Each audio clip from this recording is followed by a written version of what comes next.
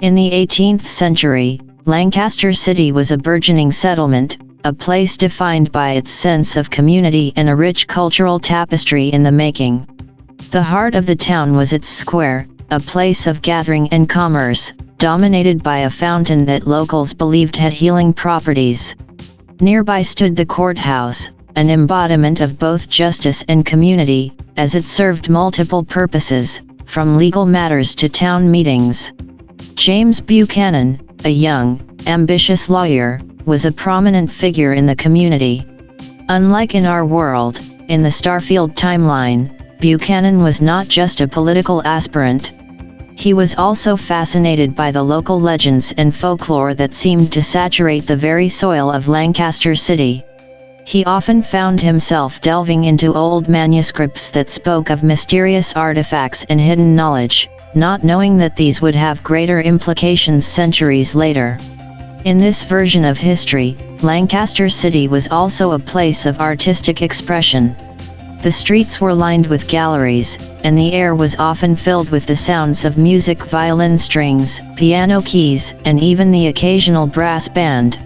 One artist, Sarah, was particularly known for her paintings that captured the essence of Lancaster, from the Susquehanna River to the rolling farmlands surrounding the city. Unbeknownst to her and the rest of the community, her artwork would serve as an emotional link for future generations who would find themselves entangled in the complex web of events that the Starfield timeline would unfold. But even amid this idyllic setting, there was an undercurrent of something darker.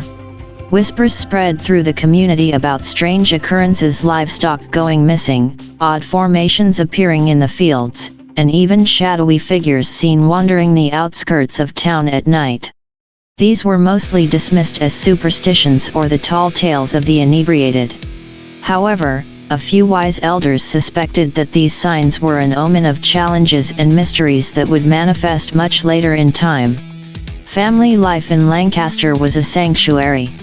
In the evenings, families would gather around the hearth, sharing stories that had been passed down through generations. These tales often contained moral or cautionary elements, warning of the perils of straying from the righteous path or of venturing into the dark, unexplored corners of the world. In the Starfield timeline, these stories were not mere allegories but subtle echoes of the city's deeper mysteries and upcoming challenges. As the years turned into decades, and then into centuries, Lancaster City expanded and evolved, yet it remained a place deeply connected to its roots. The fountain, the courthouse, the art galleries, and even the local legends, all these elements would intertwine to form a complex, emotional tapestry that defined the city and its people. This was the Lancaster City that would eventually come to play a significant role in the Starfield timeline, a place where the line between the ordinary and the extraordinary was ever so thin, and where the choices, fears, and hopes of its inhabitants would resonate through the multiverse, influenced by and influencing the enigmatic Starborn. As the 19th century approached, the city braced itself for the technological and social revolutions that lay ahead, unaware of the gravity their collective destiny would hold in the tapestry of the Starfield universe. As the calendar pages turned and the 19th century dawned upon Lancaster City, a sense of change permeated the air. The Industrial Revolution was in full swing, and the city was not immune to its transformative power. Factories began to sprout up near the Susquehanna River, providing jobs but also altering the cityscape and the purity of the air and water. While some saw this as progress, others viewed it as a departure from the Lancaster they had known and loved. A new generation of leaders emerged, their ambitions fueled by the promise of industry and technological advancements. Among them was Thomas, the great-grandson of James Buchanan. Though he had inherited his forefathers' intellectual curiosity, he was also a man of his times, more pragmatic and less interested in the mystical folklore that had captivated Buchanan. However, unbeknownst to him, the manuscripts and artifacts his great-grandfather had collected were stored in the attic of the family estate, gathering dust but not entirely forgotten. In this period, the artistic community of Lancaster also experienced a metamorphosis. Sarah's granddaughter, Emily, continued the family tradition of capturing the city's essence through art, but her medium was photography. Her black and white images documented the changing face of Lancaster, from the newly erected factories to the lives of immigrants who arrived, seeking employment and a fresh start. Emily's work, though cherished by the community, also served as a subtle, yet haunting reminder of the irreversible changes that were underway. Amidst this backdrop of change, the whispers of mysterious occurrences grew louder. Reports of inexplicable phenomena, strange lights in the sky, sudden and severe weather shifts, and even more disturbing, unaccountable disappearances began to circulate with increasing frequency.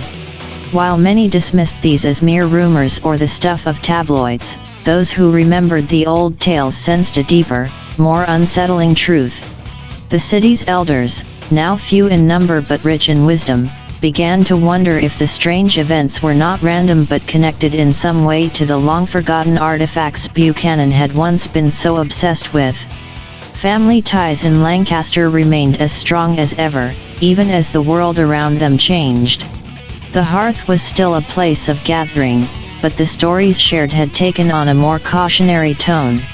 Parents warned their children about venturing too far from home, especially after dark, and the old tales of moral and mystical significance found new life as cautionary stories for a city grappling with uncertainties.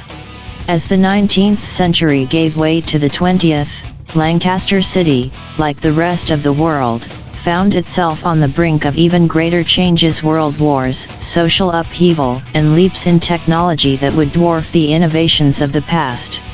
But through it all, the city retained its unique character and emotional gravity, a beacon of familiarity and comfort amidst a sea of change. However, unbeknownst to the residents, the artifacts in the Buchanan family attic were not just relics of a bygone era. Sealed away and largely forgotten, they were like dormant seeds, waiting for the right conditions to sprout. And as the world moved inexorably towards the future, the stage was being set for these ancient objects to awaken, unlocking a chain of events that would reveal Lancaster City's role in the intricate, multidimensional tapestry of the Starfield universe. As the 20th century progressed, Lancaster City continued to evolve, yet always managed to hold on to its unique essence. The factories that had once been the bedrock of the local economy began to close down, giving way to newer industries. Despite the changes, the spirit of community persisted. During the World Wars, the city banded together, sending off young men to fight and welcoming them back with a mix of joy and sorrow, forever changed by the experiences they had endured. The city also became a hub for the civil rights movement in the 1960s, with activists and community leaders organizing rallies, sit-ins, and educational programs. The fight for equality left an indelible mark on Lancaster, further adding to its complex, multi-layered identity. While progress was made, the societal changes also unearthed long-standing prejudices and tensions that had been simmering beneath the surface. In the 1970s and 80s, the city faced new challenges. The introduction of interstate highways made it easier for people to travel, but it also led to increased crime and a drug epidemic. This darker aspect of life in Lancaster was at odds with its reputation as a tight-knit community. Families who had lived there for generations found themselves grappling with the harsh realities of addiction and violence.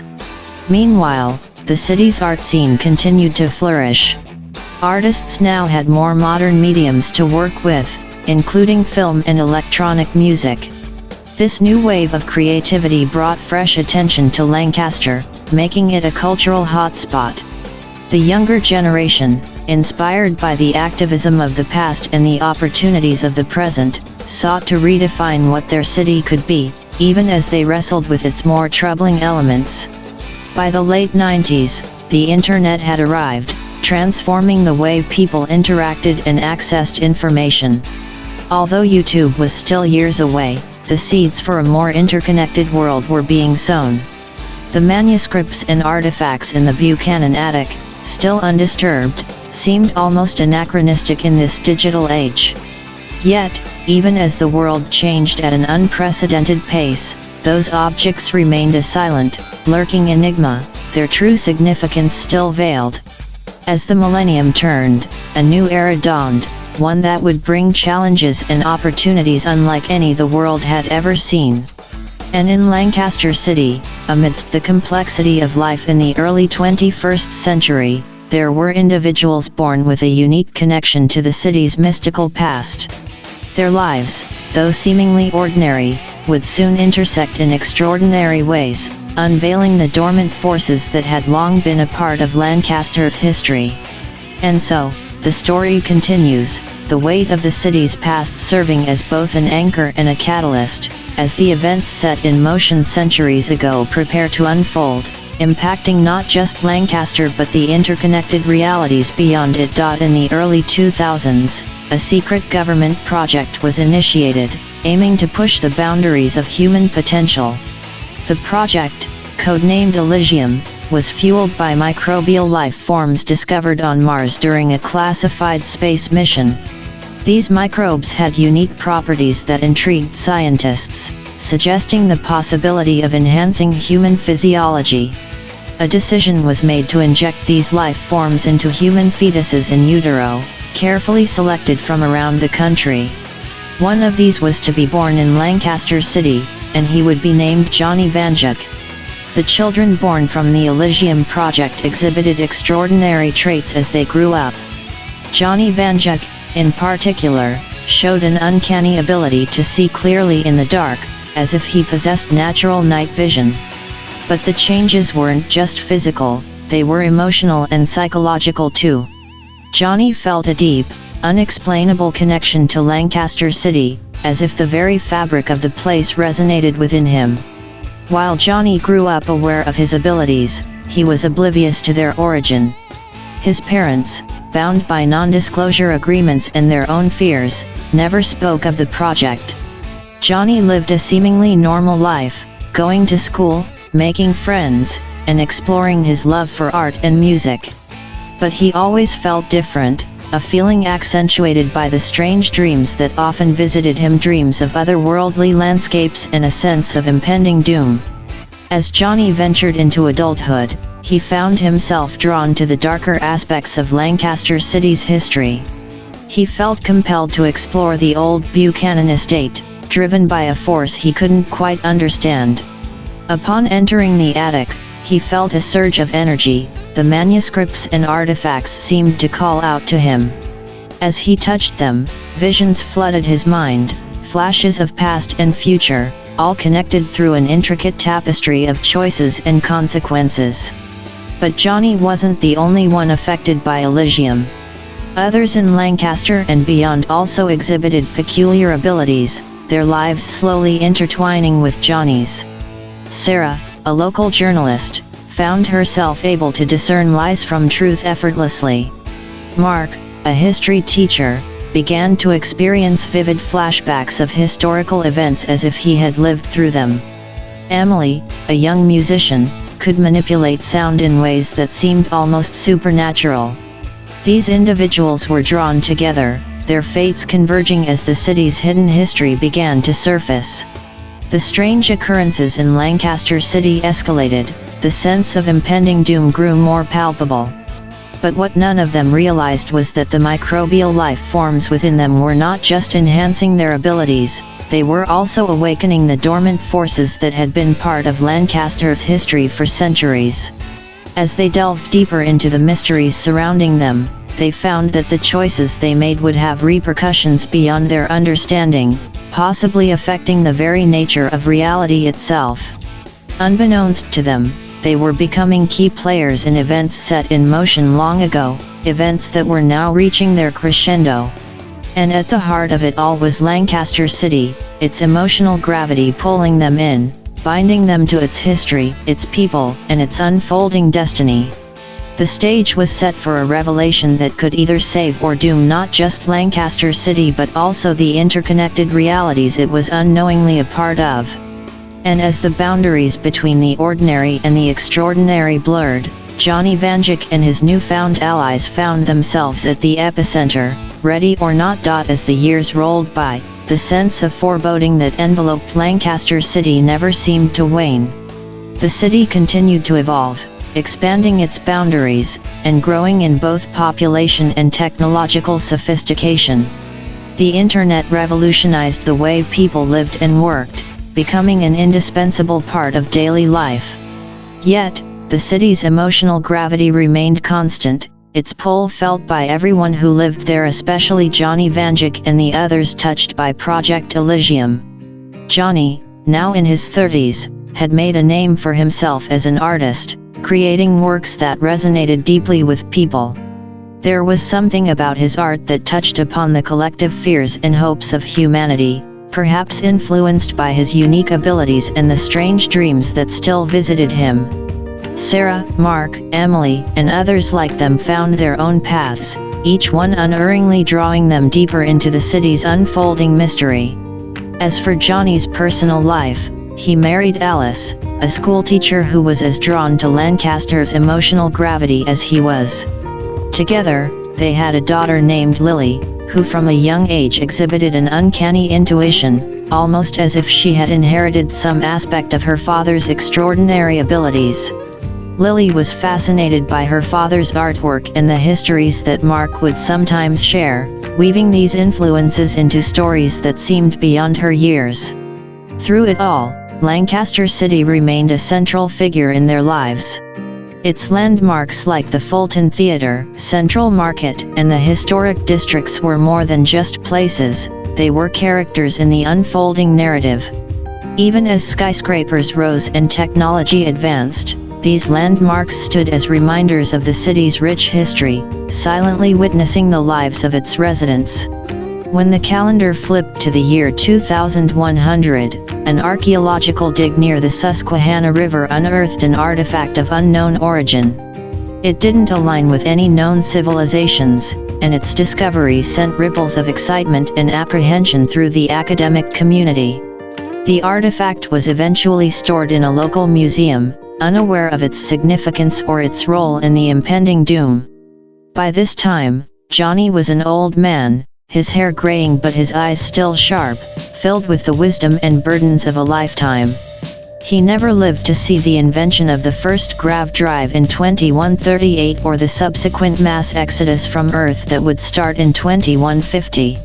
Johnny Vanjik passed away in 2130, surrounded by family and loved ones, his last moments filled with a strange sense of peace and dread. Yet, his legacy lived on through Lily and her children, who carried not just his name but also a piece of the extraordinary abilities inherited from the Elysium project.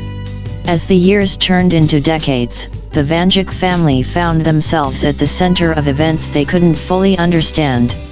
Lily's grandson, Thomas Vanjik, became an engineer working on the first grav drives, unaware that the technology would lead to the Earth's eventual destruction by altering its magnetosphere. It was as if the choices made by Johnny and his descendants were shaping not just their own destinies but also the fate of Lancaster City and, unknowingly, the world. Even in his absence, Johnny's emotional bond with the city seemed to echo through time, influencing events in ways subtle yet profound. The sense of impending doom grew more palpable as the years marched on toward 2250.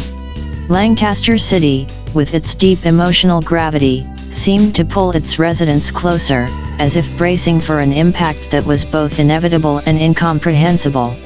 And as the Vanjik family and others like them navigated through these turbulent times, they found themselves questioning the very nature of home, destiny, and the intricate web of choices that define us all. The Vanjik family had always been close-knit, sharing triumphs and tragedies alike. But the atmosphere in their Lancaster City home was especially electric that day in 2150. Gathered around the computer in the living room, Lily's grandson, Thomas Vanjik, clicked on the latest news headline with a sense of pride and expectation. NASA announces breakthrough in grav drive technology, a new era for humanity, the headline read. The article went on to describe how the newly invented grav drive would revolutionize space travel, making it faster and more efficient than ever. Thomas couldn't help but swell with pride. After all, he was one of the engineers who had worked on the project. His mother, Lily, looked at him with a mixture of pride and that ever-present, indefinable worry that seemed to be a part of the Lancaster City's emotional tapestry. "You're making history, Thomas," she said softly, putting a hand on his shoulder. Thomas smiled, trying to shake off a vague sense of unease. "It's just the beginning, Mom. Imagine the possibilities: colonizing other planets, resource exploration, a new frontier for humanity." His sister, Emily, who had inherited more of the artistic tendencies of their great-grandfather Johnny, chimed in. "It's like something out of a science fiction story. Only it's real, and it's happening now." Over the next months, the Grav Drive became the subject of public fascination and debate. Talk shows, social media, academic forums, everyone was discussing the implications of this groundbreaking technology. In Lancaster City, the local schools even started incorporating Grav Drive technology into their science curricula.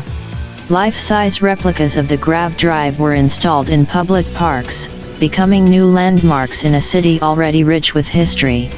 The Vanjik family continued their lives, each member pursuing their own dreams and ambitions, yet always interconnected by the deep emotional bonds that Lancaster City seemed to cultivate in its residents. Thomas went on to receive accolades for his work, his name mentioned in scientific journals and mainstream media alike.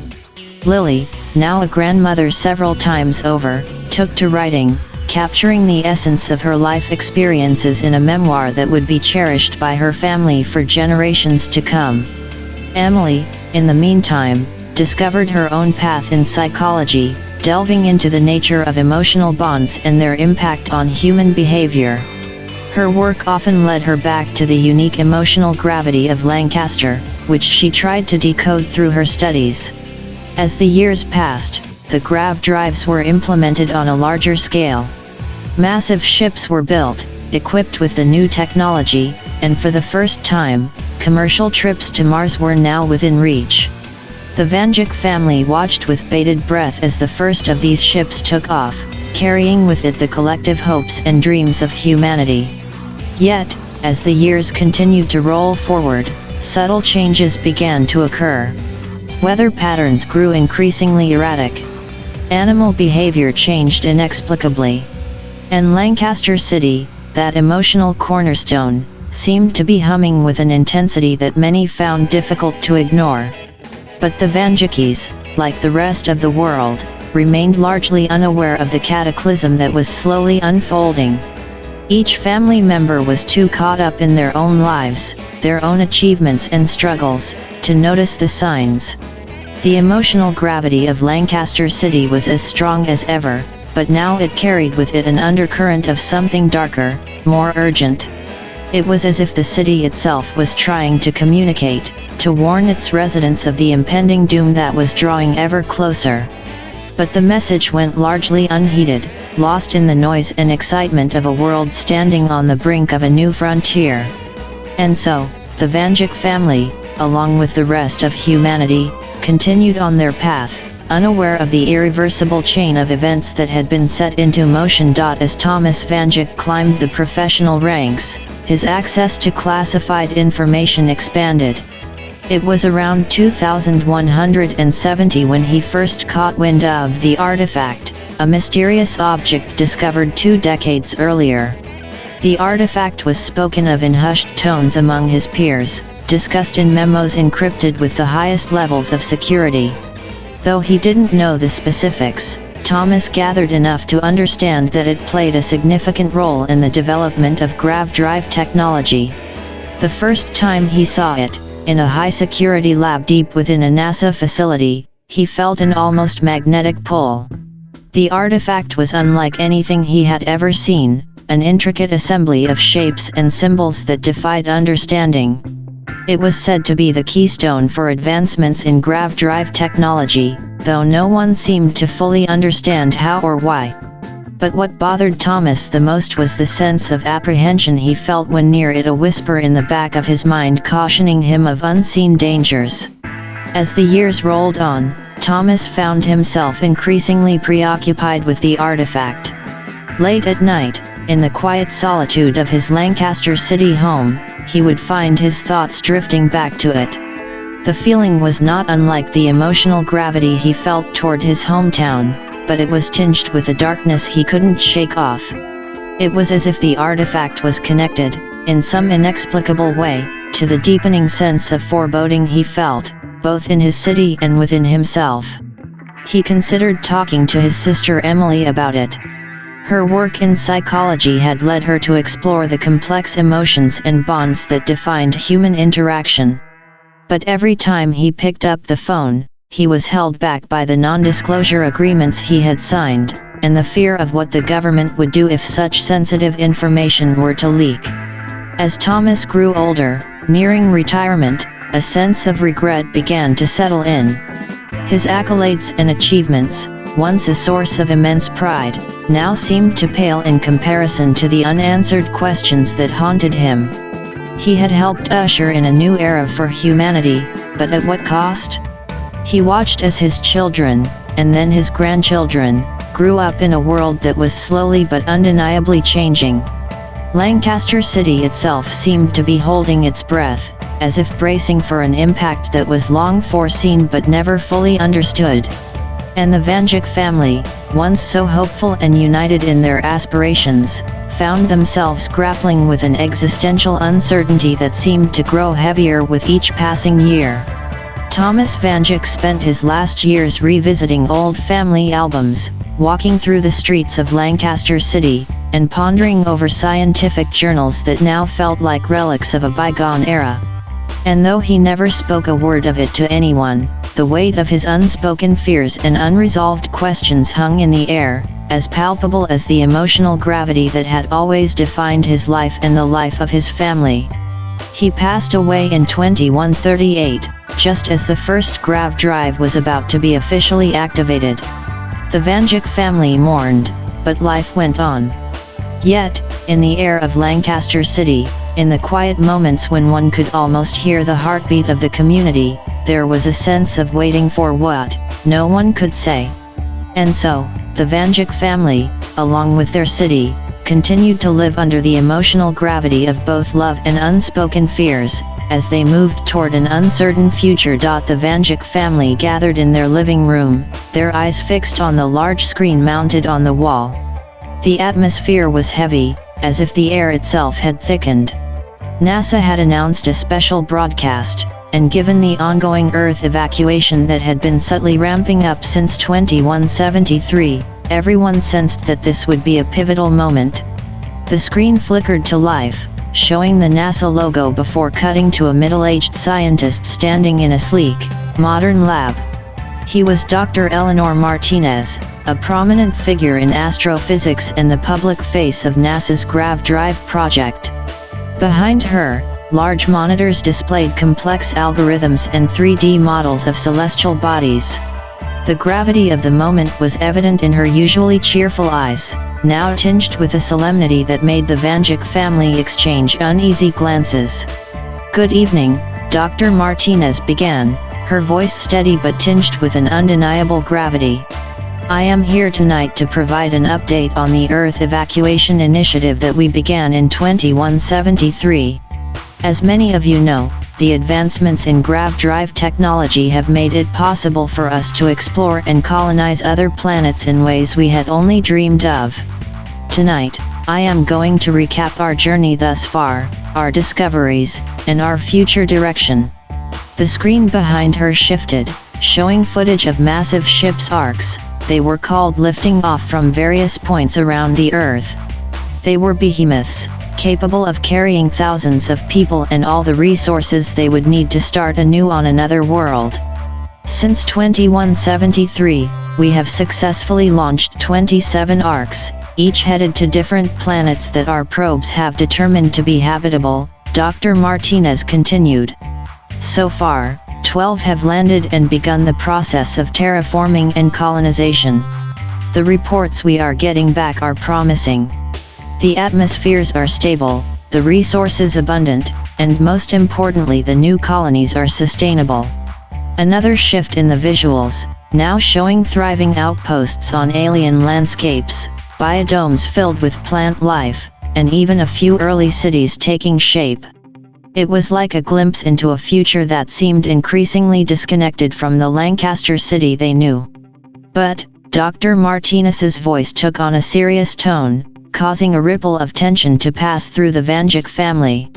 The Earth Evacuation Initiative was not just a project born out of our ambition to explore the stars. It was a necessity. The screen behind her now displayed graphs and charts data on Earth's atmospheric composition, seismic activity, ocean temperatures, and more.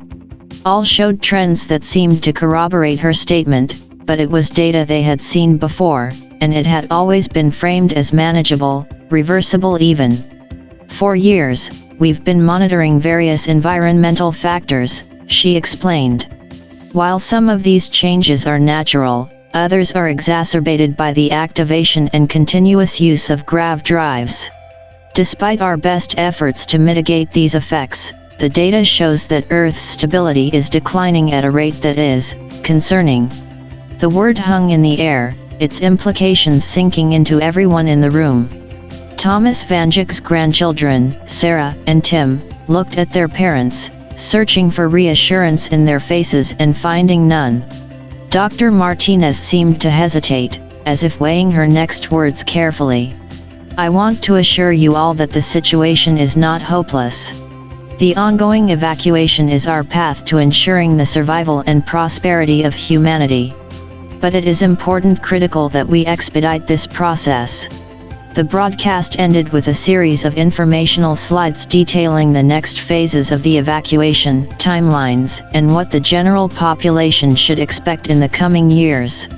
But those details felt like background noise as the Vanjik family sat in silence, each grappling with the enormity of what they had just heard.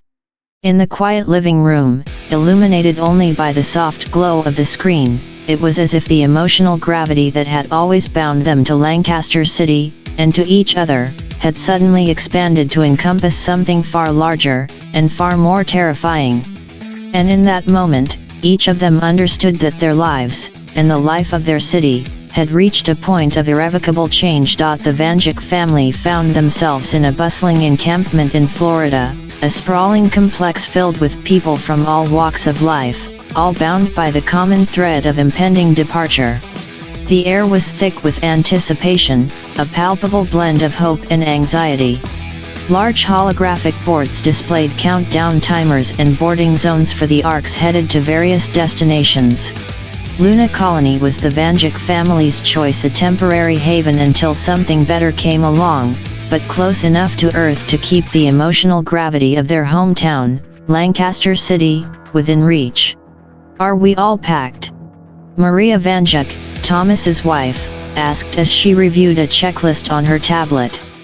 Food supplies, personal belongings, the family photo albums. Yes, all checked and double-checked, Sarah, their eldest daughter, confirmed.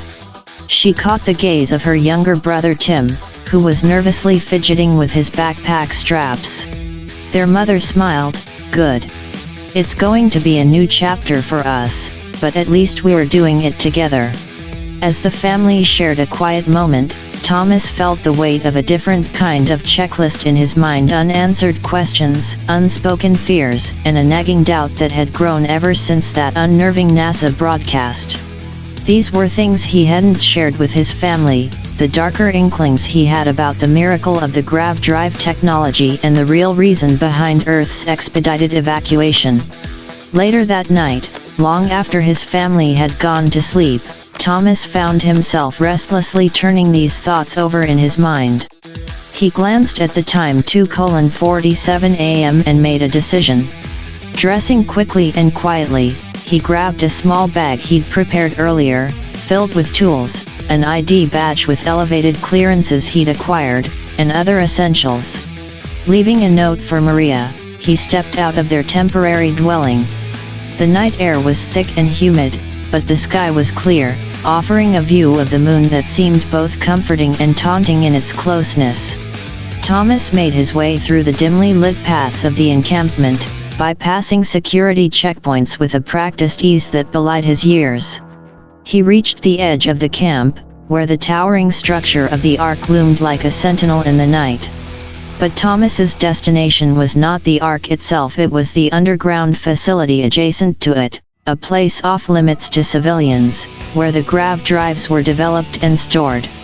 He used his falsified ID badge to gain entry, the door's security system emitting a soft chime as it granted him access. Stepping inside, Thomas felt the temperature drop as he descended into the bowels of the facility. His heart pounded in his chest, each beat echoing the gravity of what he was about to do. But before he could proceed any further, the door behind him closed with a finality that sent a shiver down his spine, sealing him in the labyrinthine complex. Thomas was now in a realm that held the secrets he sought, a place where the boundaries between technological marvels and potential nightmares blurred. Here, in the quiet sterility of the underground facility, Thomas Vanjik hoped to find answers. But whether those answers would offer any semblance of peace or simply deepen his growing dread, only time would tell. And so, with a deep breath, he moved forward, stepping further into the unknown. Thomas's hand barely grazed the surface of the humming, metallic artifact ensconced within the prototype grav drive when the world around him seemed to blur and distort.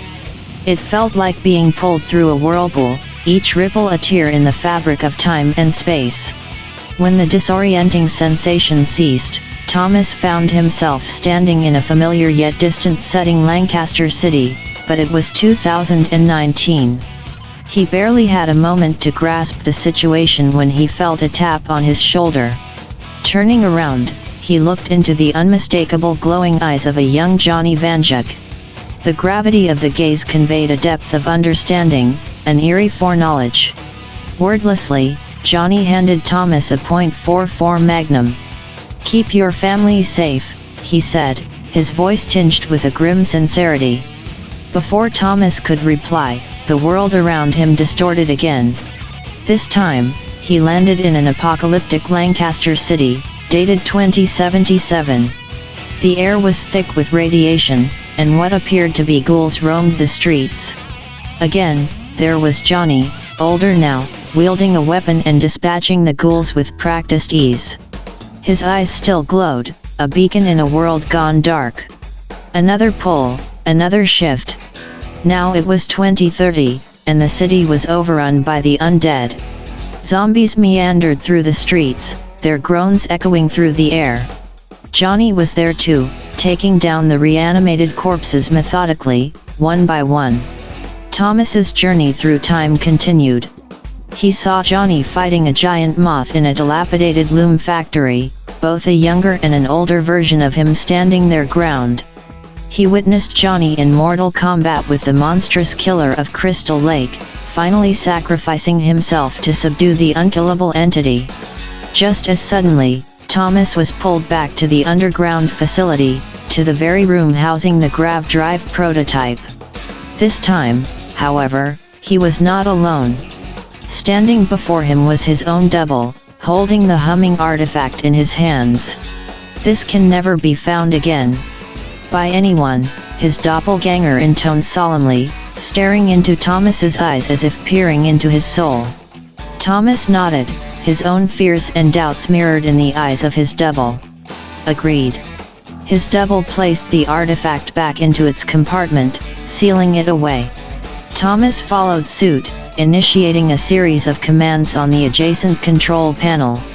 Red warning lights flashed, and the chamber housing the grav drive prototype went into lockdown, its access permanently revoked. Taking one last look at the now sealed chamber, Thomas felt a strange sense of closure mingled with lingering trepidation. He exited the facility, retracing his steps back to the surface, back to his family waiting in the encampment. As he walked, his mind grappled with the enigmatic experiences he'd just undergone, each echoing Johnny Vanjik's haunting words, "Keep your family safe." And so, as he rejoined his family, looking into the hopeful eyes of his wife and children, Thomas Vanjik made a silent vow to do just that, come what may. With renewed determination, he felt ready to face whatever the future held, even as he carried the weight of untold secrets and irrevocable choices. As Thomas Vangeck ascended the boarding ramp of the spacecraft, a sleek vessel designed to ferry humanity to temporary colonies on Luna, his footsteps seemed heavier than usual. Every step felt like a reluctant farewell to a planet that was no longer the home he'd known, echoing in the cavernous chamber of the launch facility. He passed through the airlock and took his seat, strapping himself in beside his family.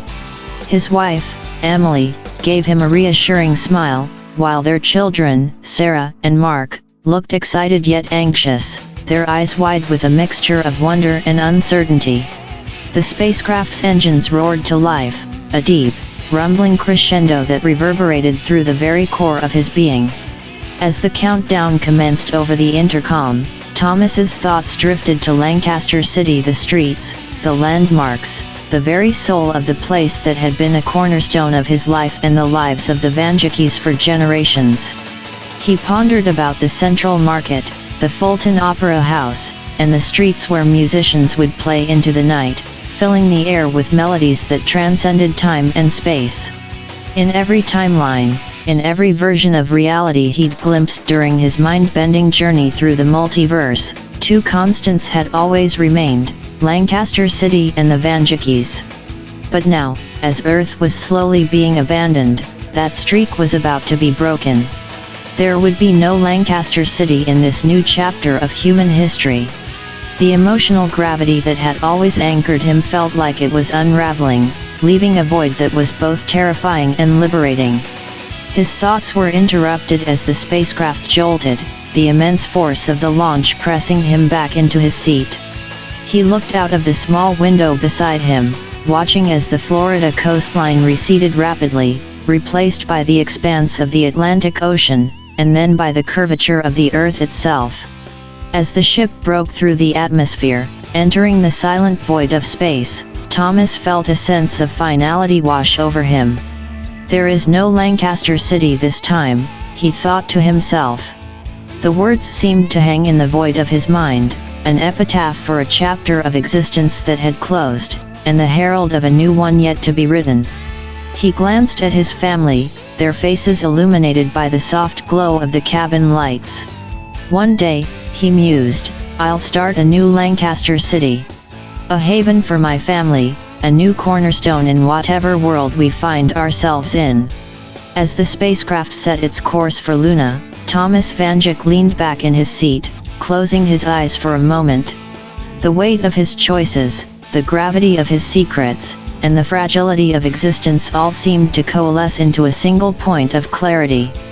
For now, the streak was broken. But in breaking it, he'd found a new purpose, a new constant to carry with him into the uncertain tapestry of the future. With that thought, Thomas Vangeck felt a newfound resolve solidify within him, ready to face the endless possibilities of a universe replete with both darkness and light. As Earth's environment began to deteriorate, Lancaster City found itself embroiled in a battle for survival. The once thriving city that stood as a cultural hub, with its historic Central Market, the Fulton Opera House, and endless art scenes, transformed into a fortress of human will against escalating calamities. The year was 2165, and reports of natural disasters became increasingly common. Hurricanes ravaged the coasts, wildfires consumed vast forests, and droughts turned fertile lands into barren wastelands. Yet, the people of Lancaster fought back. They converted rooftops into gardens, established community water purification systems, and even set up solar and wind energy farms in a desperate attempt to stay self-sufficient. But the air grew thick and toxic. Even with improvised masks, people coughed incessantly, their lungs laboring to extract oxygen from an atmosphere increasingly filled with carbon dioxide and other pollutants. Hospitals, already stretched thin, were overwhelmed. Every day, a grim procession of vehicles carried the old, the young, and the sick to their final resting places. Despite this, the people held on, their eyes weary but determined. By 2170, news from the outside world trickled to a near halt. Communications were breaking down, and rumors floated that Lancaster was one of the last cities still standing. The streets that once echoed with the sound of live music and cheerful chatter grew quiet. The people huddled together for warmth and companionship, sharing stories of a world that once was a world that their children would never know. In 2175, a strange phenomenon was observed. The sky, usually a thick blanket of gray, began to show a different hue, a sickly, unnatural shade of green. Scientists theorized that the Earth's magnetic field had weakened to a critical point, no longer protecting the atmosphere as it once had. This was the tipping point, there was no turning back. Over the next few years, society crumbled into anarchy. The resilient community networks that had kept Lancaster City afloat disintegrated as resources dwindled to nothing. People broke into homes, shops, and even the hallowed halls of the Fulton Opera House, searching for anything to prolong their existence. The year was 2180, and Lancaster City was a ghost town. Those few who survived were mere shadows of their former selves, gaunt and hollow-eyed, no longer recognizable as the vibrant individuals who once laughed, loved, and dreamed. Families clung to each other in their final moments, huddled in basements or makeshift shelters, their bodies too weak to move, their spirits too broken to hope. And so, in the early days of 2181, the last flicker of life in Lancaster City went out. The streets lay empty, the buildings stood as crumbling monuments to human endeavor, and the once teeming central market was silent. Earth, too, was silent, as if mourning the loss of its children. In the grand tapestry of the universe, the demise of Lancaster City was but a tiny thread unraveled. Yet, for those who lived through its final days, the city's end marked the loss of something infinitely precious, the loss of home, of community, of humanity itself. And though no one remained to remember it, the soul of Lancaster City would forever be etched in the annals of time, a testament to the indomitable spirit that once thrived against all odds, only to fade away into the unfathomable depths of the cosmos. In the years following 2181, Lancaster City became a haunting tableau of decay and desolation. Buildings that once stood as symbols of prosperity and culture, like the Fulton Opera House and the Ware Center, were now decaying skeletons, their grandiosity reduced to crumbling facades. The city's famous Central Market, which had served as a community hub for centuries, was overgrown with weeds, its stalls empty and decaying. The year 2200 came, and the small number of humans that remained were mostly holed up in underground bunkers or makeshift shelters. The city's once thriving Amish and Mennonite communities, who had initially tried to live off the land as they had for centuries, were no longer. The soil was barren, the air toxic, and the once clear streams now carried a poisonous cocktail of chemicals. By 2210, the few remaining families in Lancaster had exhausted almost all of their resources. Oxygen tanks were nearly depleted, and the generators that had been running on biofuels created from leftover organic matter sputtered and died. Canned foods were long gone, and people survived by consuming nutrient tablets, their taste buds long forgetting the flavors of fresh produce or home-cooked meals. As 2220 rolled in, despair gripped the hearts of the remaining survivors. Many had taken to wearing relics from the past: old baseball caps, tattered theater playbills, faded photographs, as if clinging to these objects could somehow bring back a sliver of the world they'd lost. Communication with the outside world was a distant memory, the internet had been down for years, and no one had heard a human voice over the radio for nearly a decade. In 2230, the last of the oxygen tanks ran out. Those who were left had no option but to venture outside their shelters, gasping for breath in an atmosphere that could barely sustain life. People wandered through the streets aimlessly, their eyes devoid of hope or purpose. Some made their way to their old homes, lying down in their now ruined bedrooms as if to recapture a moment of normality before the end. By 2240, only a handful of humans remained, mostly the elderly who had somehow survived through a combination of resourcefulness and sheer luck. They gathered in what was once the grand lobby of the Fulton Opera House, sitting in a circle, sharing the last of their nutrient tablets. There was no need for words, their faces said it all.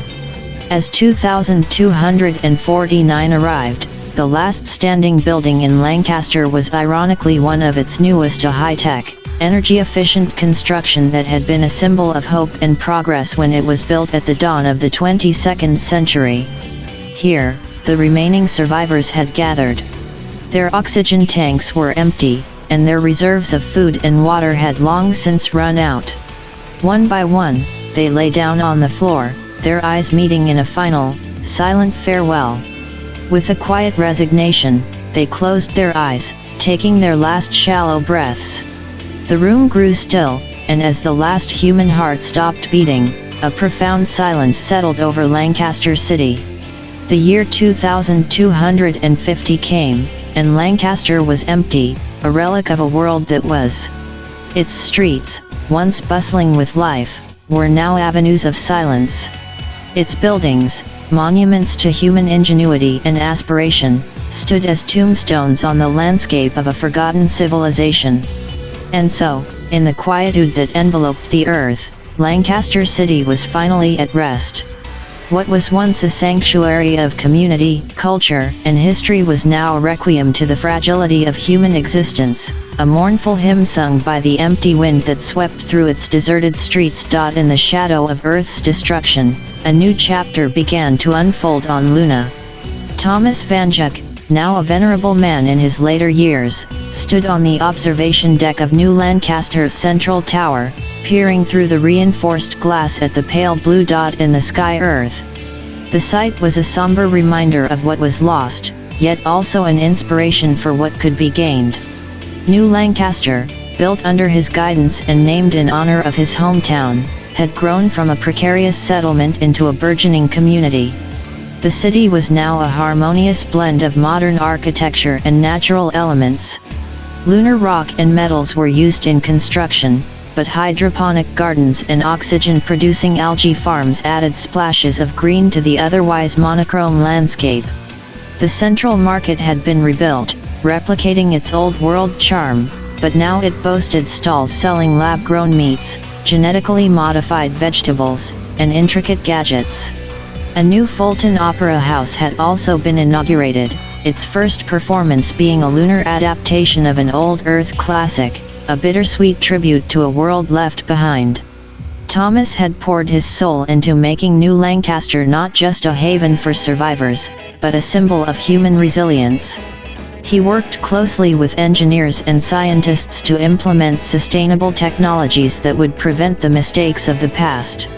Lunar solar farms captured the sun's energy, and a revolutionary waste recycling system ensured that nothing was squandered. As Thomas walked through the streets of New Lancaster, he felt a sense of fulfillment he hadn't felt in years. Children ran past him, laughing and playing, their eyes filled with wonder and innocence, not the despair and hopelessness he had seen in the final days of old Lancaster. The community was tight-knit, bound together by the shared experience of loss and the collective ambition of building something better. In his elder years, Thomas found peace not in solitude but in imparting wisdom to the younger generation. He regularly held storytelling sessions, recounting tales from Earth's history, the rise and fall of old Lancaster, and the lessons learned.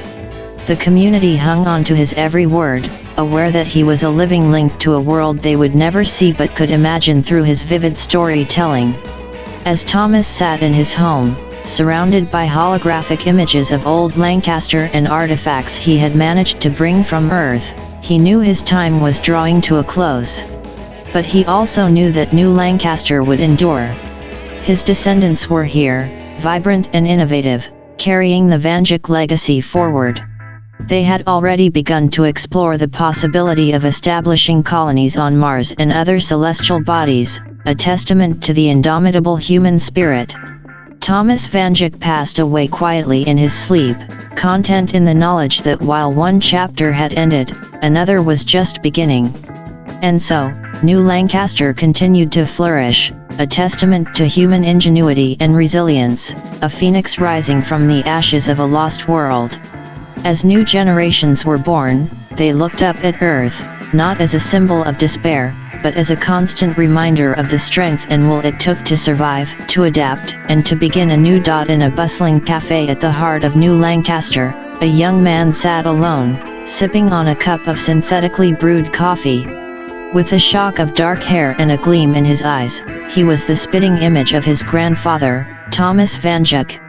His name was Alex Vandyck, and he had inherited not just the Vandyck legacy but also that indomitable spirit and unmistakable air of defiance. As he looked around, taking in the sights and sounds of the city that his family had helped build, he couldn't shake off the feeling that he was being watched. It was a sensation he had often felt but never really understood. He chuckled to himself, thinking, "Is that you, Dad? Come on, stop haunting me." Deciding to vocalize his thoughts, he said aloud, jokingly, "All right, Johnny Vandyck, if you're here, you better behave." Just then, the atmosphere in the room changed subtly. A chill ran down his spine as he felt a presence behind him.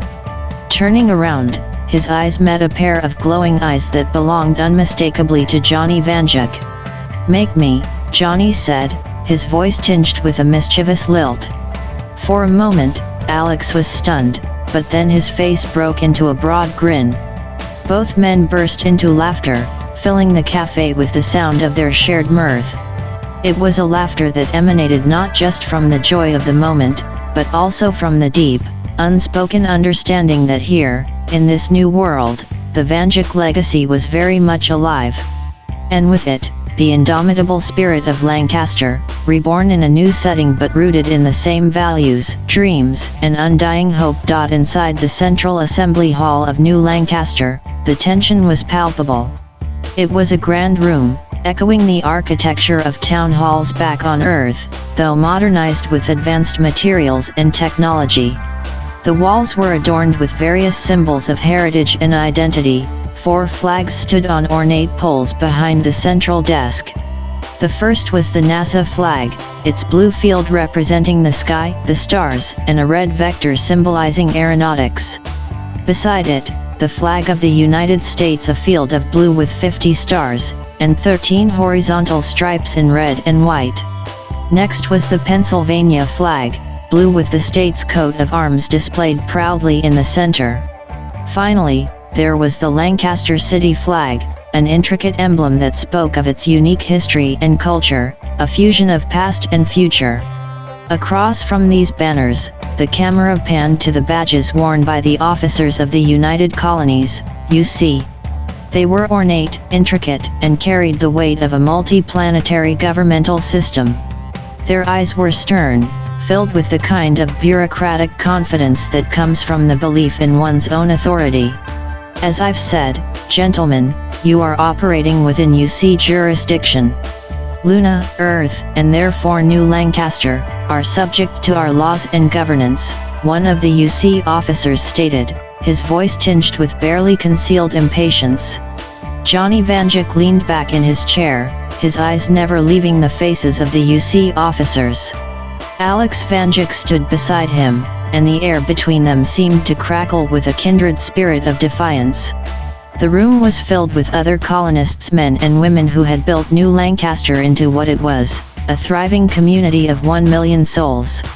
Johnny broke the silence. "I reckon you didn't hear us the first time, so let me be plain. We remember the colony wars. We also remember that we come from a land where freedom isn't just a word, it's a birthright." As if on cue, the colonists around the room reached behind their backs or under their tables. With synchronized movements born of unity and purpose, they brandished an assortment of firearms. AK-47s with their distinctive curved magazines. AR-15s, lightweight and versatile. M1911s, a classic sidearm with a history as long as the modern military. Berettas, known for their reliability. And to add to the array, Desert Eagles, Mossberg shotguns, and even an old Thompson submachine gun, a veritable museum of Earth's martial history. Alex Vanjic stepped forward, his voice steady but tinged with warning. "This is old Earth fashion, gentlemen. We don't take kindly to threats or unwarranted oversight. We suggest you leave before things escalate beyond words." Johnny Vanjic added, his eyes meeting those of the UC officers, "Consider this your final warning. New Lancaster is a land of free people, and we intend to keep it that way. Now, kindly remove yourselves from our assembly hall, and from our lives." The room was so still you could hear a pin drop. Everyone's eyes were on the UC officers, waiting for their decision. The weight of the moment, the gravity of choices to be made, hung heavy in the air. It was a standoff not just of men and weapons, but of ideologies and histories, a moment that would define the future of New Lancaster and its people. After the UC officers left the assembly hall, their expressions a mix of disbelief and begrudging respect, the atmosphere in New Lancaster shifted. The tension that had gripped the room minutes before was replaced by a palpable sense of unity and community spirit. The colonists holstered their weapons and began to mingle, conversations filling the air like a well-rehearsed symphony. It was a moment that encapsulated the very essence of New Lancaster's culture, a blend of old Earth traditions, a fierce love for freedom, and a deep sense of community. In the town square, vendors set up stalls selling everything from fresh produce grown in hydroponic gardens to handcrafted goods that echoed Lancaster's Amish heritage. Quilts with intricate patterns, wooden toys, and even blacksmith-forged tools were displayed with pride. But there were also stalls for high-tech gadgets, 3D printed accessories, and sustainable energy solutions, testaments to New Lancaster's commitment to innovation and progress.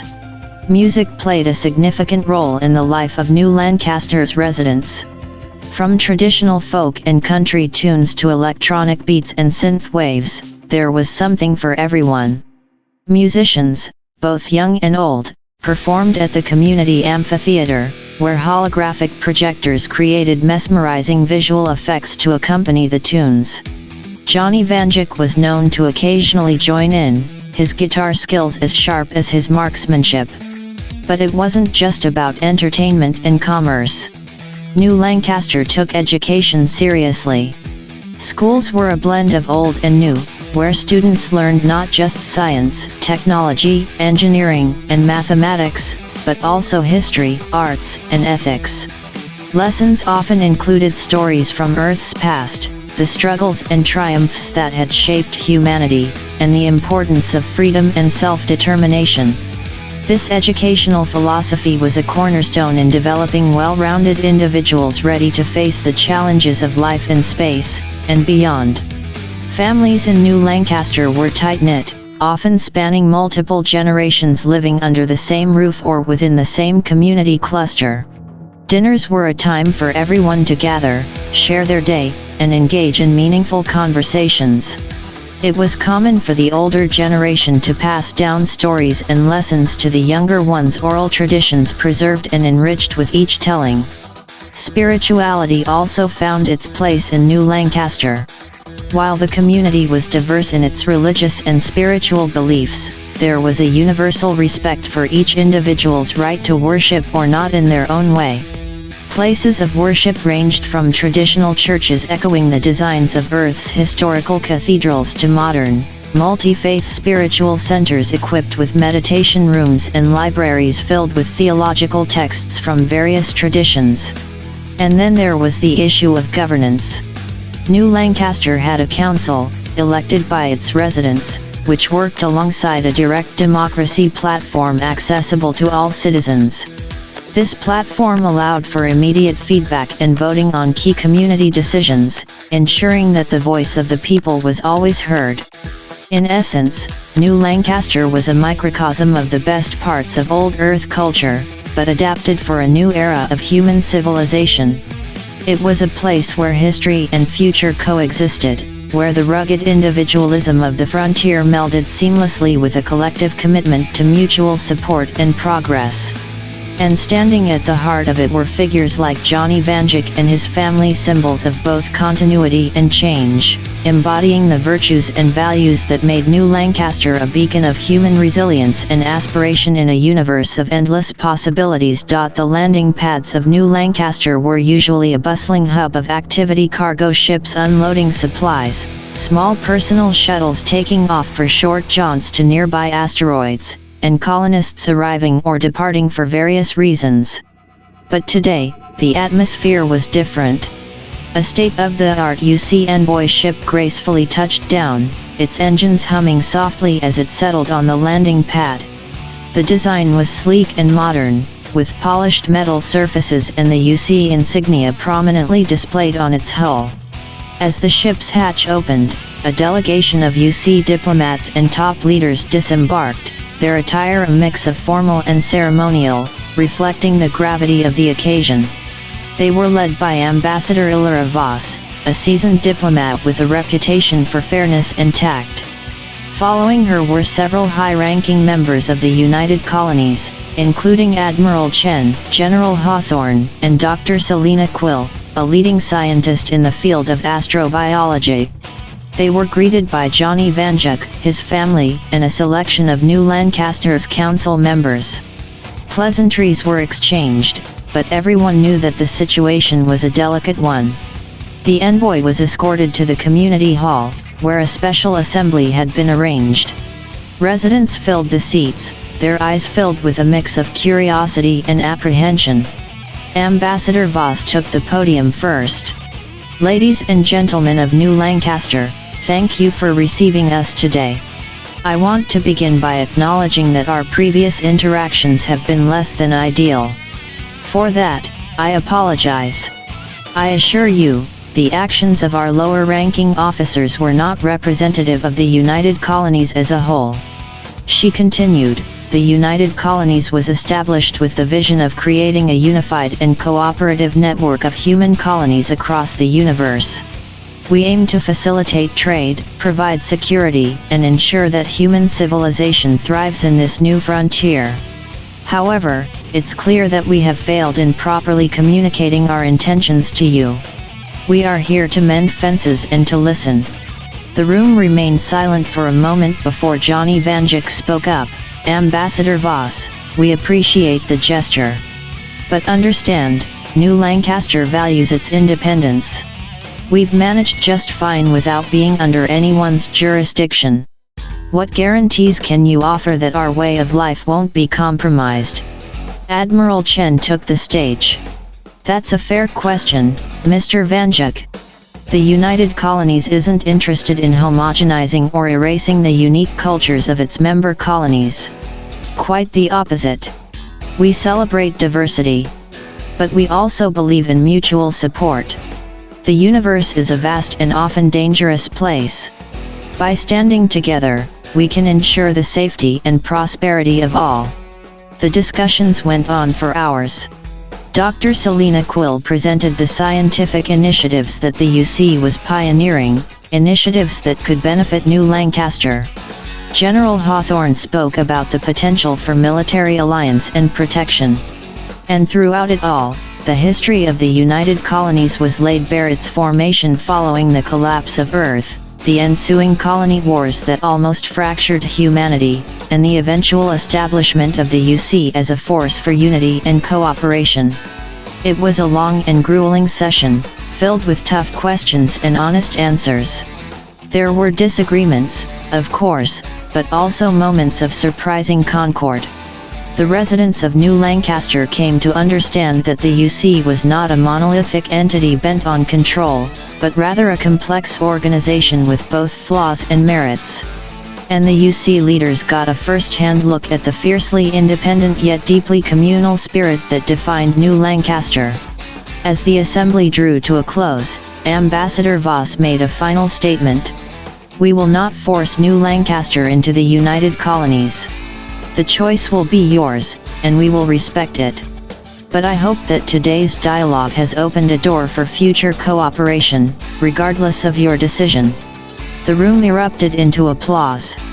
It was not the end of the matter, but perhaps, it was a new beginning. Both sides had shown a willingness to listen, and in a universe full of uncertainties, that was a step in the right direction. Still present after most have dispersed are Ambassador Illara Voss, Admiral Chen, and Dr. Selina Quill.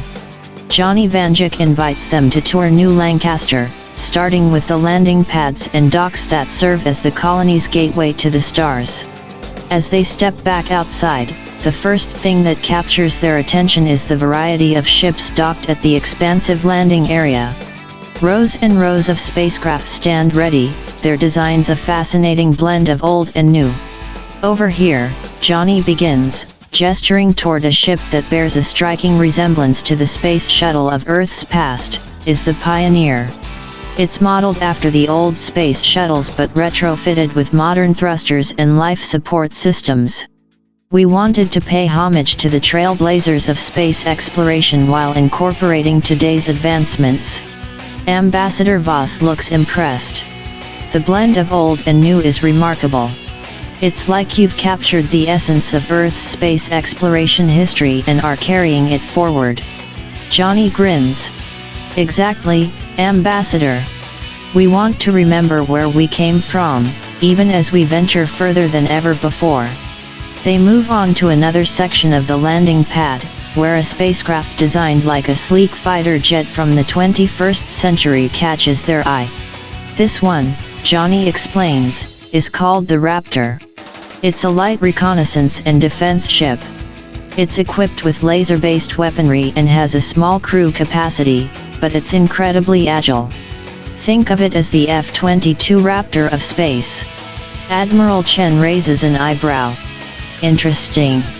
And I see you've adapted it for the vacuum and zero-gravity conditions of space. Absolutely, Johnny confirms.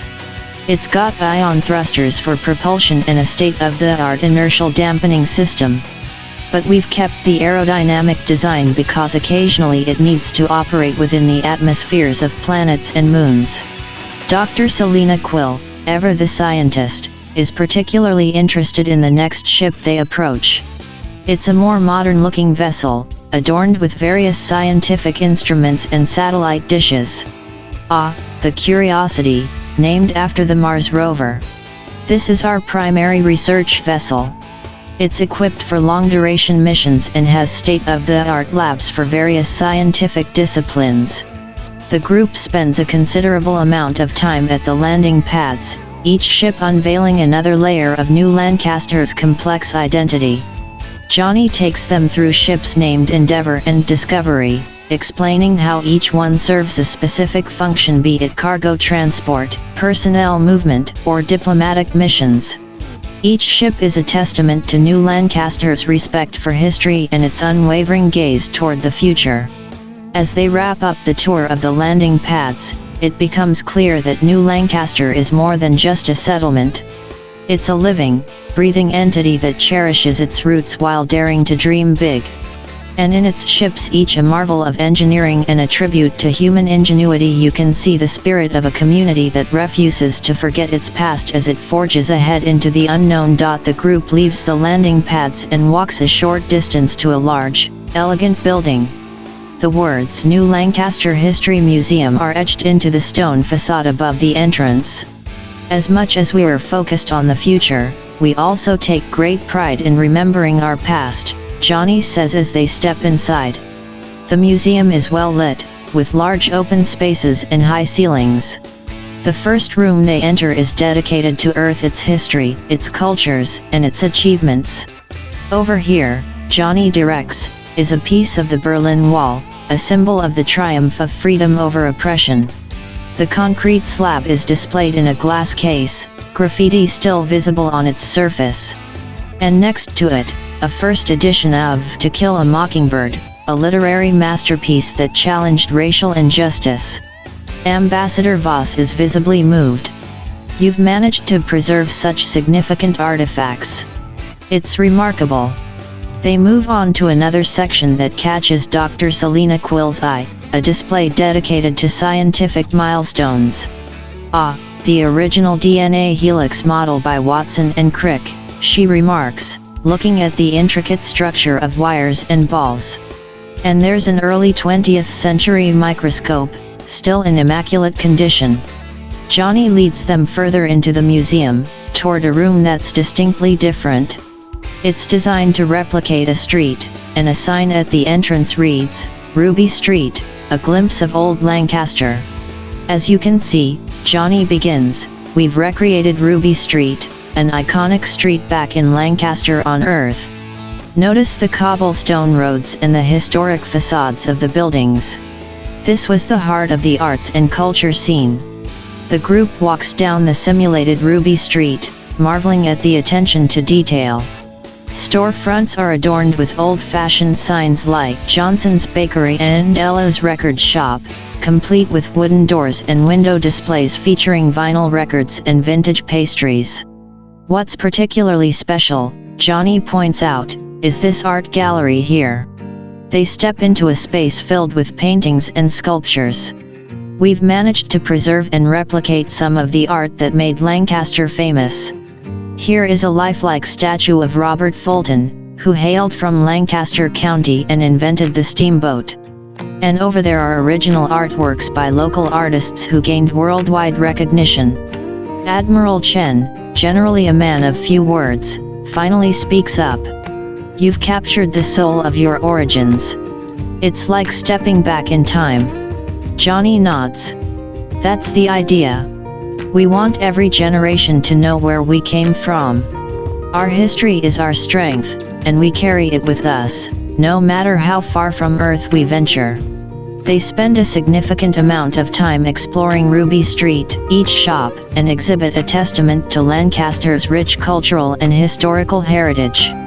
As they eventually exit the room, it's clear that the museum is more than just a collection of artifacts and exhibits, it's a declaration of identity, a tribute to a past that continues to shape the present and future of New Lancaster. Johnny leads the delegation through a secured door into a room that looks like a blend of a high-tech lab and a traditional armory. A large sign hanging overhead reads, New Lancaster Weaponry and Innovation Lab. I hope you're all ready for a bit of a surprise, Johnny says with a grin as they enter the lab. The first section they come across is a tribute to classic firearms.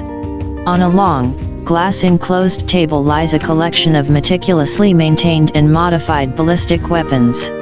There's an AK-47 with advanced stabilization mechanisms, an AR-15 featuring a cutting-edge scope with real-time ballistics calculations, and a Beretta M9 that has been retrofitted with a suppressor of futuristic design. Ah, I see you've kept the classics, says Admiral Chen, his eyes lingering on the firearms. Absolutely, Johnny replies. We believe in the tried and true. But we also believe in innovation. They move to another section where newer, more exotic ballistic weapons are displayed. One that catches everyone's eye is a railgun that uses electromagnetic fields to launch projectiles at incredible speeds. Another is a gyrojet, a gun that fires small rockets known as microjets, which gain speed and stabilize after leaving the barrel, making them highly effective at longer ranges. These are our own designs, Johnny explains, conceived and built right here in New Lancaster. While we haven't ventured into laser or plasma weaponry, we've made significant advancements in ballistic technology. The railgun, for instance, can pierce most known armor at ranges exceeding traditional firearms. And our gyrojets offer a unique combination of range and stopping power. Dr. Selena Quill is particularly interested in a display showing what looks like standard bullets but are labeled as smart rounds. What are these? She asks. Ah, those are our latest innovation, Johnny says, picking one up to show the group. They're equipped with microsensors and tiny propulsion systems. Once fired, they can adjust their trajectory in real time to counteract wind or even evade minor obstacles. They're still in the experimental stage, but the early tests are promising. Ambassador Voss looks intrigued but also slightly concerned. Your advancements are commendable, but I must ask, What's the intent behind such an aggressive focus on weaponry? Johnny locks eyes with the ambassador. We're a peaceful colony, but we also value our independence and freedom. In a universe where threats can come from any corner, we believe in being prepared. Besides, our advancements in ballistic technology have multiple applications, not just for warfare. For instance, the propulsion systems in our smart rounds are already being adapted for medical delivery systems. As they wrap up the tour of the weapons lab, it becomes clear that New Lancaster's approach to technology is a blend of tradition and innovation, always rooted in the values and lessons of their past. And it's evident that, whether in the realm of art or the science of destruction, the people of New Lancaster are committed to advancing on their own terms. The group leaves the weapon lab and walks down a corridor adorned with various historical photographs and artworks depicting both Old Lancaster and its newer counterpart on Luna. Johnny stops in front of a rather unassuming door, turns the handle, and leads them into a dimly lit room. "Welcome to the first structure," Johnny says, his voice tinged with reverence. "This building was the first to be erected when our ancestors arrived here on Luna. It serves as a sanctuary of our history and the principles that guide us." The room they step into is more of a vault, climate-controlled and sealed off from the rest of the complex. In glass cases illuminated by soft, directed lights lie preserved documents and artifacts. Johnny leads them straight to a case that holds what appears to be parchment behind a thick layer of protective glass. "This is where our belief in the right to bear arms and many other rights originates," Johnny says, pointing to the documents. "Here we have replicas of the United States Declaration of Independence, the Bill of Rights, and the Articles of Confederation. These texts laid the foundation for a society that valued individual freedoms." Ambassador Voss steps closer to read the elegant script of the Declaration of Independence and then moves on to the Bill of Rights. He pauses at the Second Amendment. "The right of the people to keep and bear arms, shall not be infringed," he reads aloud, then looks up at Johnny. "This is the cornerstone of your belief in personal armament?" "Absolutely," Johnny replies. "These aren't just historical artifacts, they are the embodiment of our community's values. We believe that an armed society is a free society, capable of defending itself and its principles." The delegation then moves to another section of the room where flags from various countries of Earth are displayed. The American flag takes a central position, but it's flanked by many others: flags from Canada, the United Kingdom, Japan, and more. These flags remind us that while we may have roots in one nation, we are a community of diverse origins, Johnny explains. "But regardless of where we come from, the principles of freedom and self-determination are universal." Dr. Selena Quill takes a moment to absorb it all. "It's fascinating," she says, "how you've managed to preserve so much of Earth's history, especially from a nation that held out until the very end. It's a testament to the resilience and values of your community." Johnny nods. "We see it as our duty to remember and uphold these principles. They guide our decisions, influence our laws, and even inspire our technological advancements, as you saw in our weapons lab." As the delegation exits the first structure, each member can't help but feel the weight of history and the depth of conviction that defines New Lancaster. It becomes clear that this is not just a colony, it's the continuation of a legacy. And in this new world, amid the complexities of interstellar politics and survival, that legacy feels more important than ever. As they step out of the first structure, the atmosphere has shifted subtly but noticeably. There's a sense of mutual understanding now, a recognition of shared values and histories that transcend interstellar borders. Ambassador Voss turns to Johnny Vanjuk, extending his hand. "I must say, this tour has been most enlightening. The United Colonies could benefit greatly from a relationship with New Lancaster." Johnny shakes his hand firmly. "The feeling is mutual, Ambassador. We've been self-sufficient for quite some time, but a partnership could open doors for both of us." Dr. Selena Quill chimes in, the technological advancements alone could be groundbreaking. Your weapons technology and our energy solutions could make for a formidable collaboration. Johnny nods in agreement. Trade routes could be just the beginning. I can see joint research projects, cultural exchanges, maybe even a mutual defense pact down the line. As can I, says Ambassador Voss, smiling. But let's start with the trade routes. We'll have our trade ministers draw up some proposals. Sounds like a plan, Johnny replies. In the meantime, our doors are always open to our friends from the United Colonies. As the delegation boards their ship to return to their interstellar governing body, the engines roar to life, and the craft lifts off, leaving behind the sprawling, resilient community that is New Lancaster. Johnny watches the ship ascend into the Luna sky, its contrails fading into the blackness of space. As he turns to walk back, he can't help but think about the future.